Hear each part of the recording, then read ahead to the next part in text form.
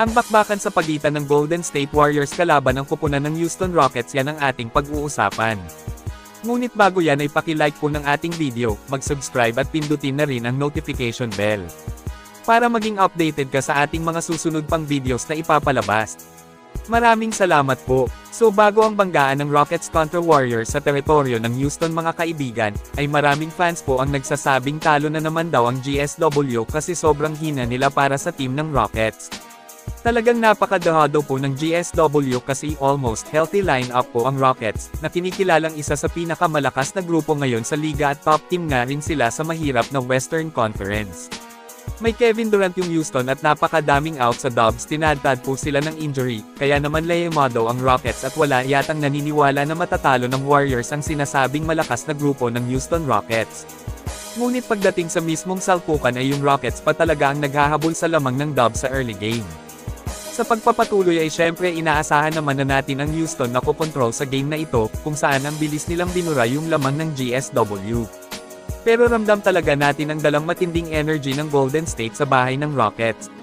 Pumalag lang naman sila sa malakas na kalaban kahit napaka-short-handed nila, parang G-League team po ang katayuan ng Warriors dahil sa halos maubos na nga sila sa injury. Ang tatlong two-way contract player ng team na sina LJ Cryer, Nate Williams at Mali Williams ay nabigyan ng minuto. Pero natalo pa rin po ng GSW ang Houston Rockets gamit ang mainit nilang teamwork. Napakaganda na panoorin ang ikot ng bola nila, kumo-collapse ang depensa ng Rockets. Si DeAnthony Melton ang nagselyo ng panalo para sa Dubs sa kanyang putback dito. Sayang yung dalawang crucial free throw na naimintis ni Kevin Durant.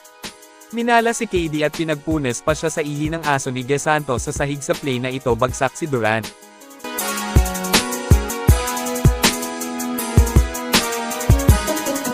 Dito naman sinisipa talaga ni KD sa kakampi ang palpak niya sa depensa, kung saan malinaw na iwan ang kanyang buong pamilya dito kay Brandon Podziemski. Durog ang Rockets ngayon, yung sabihin na nananalo lang ang GSW kapag mahina ang kalaban. Tinalo na nila ang Denver noon kahit short-handed, ngayon naman tinalo rin nila ang Houston, masasabing walang malakas na kalaban para sa Dubs, lahat kayang-kaya nilang talunin. Bilog ang bola at hindi pwede na maliitin ang Warriors kasi may ibubuga po talaga sila.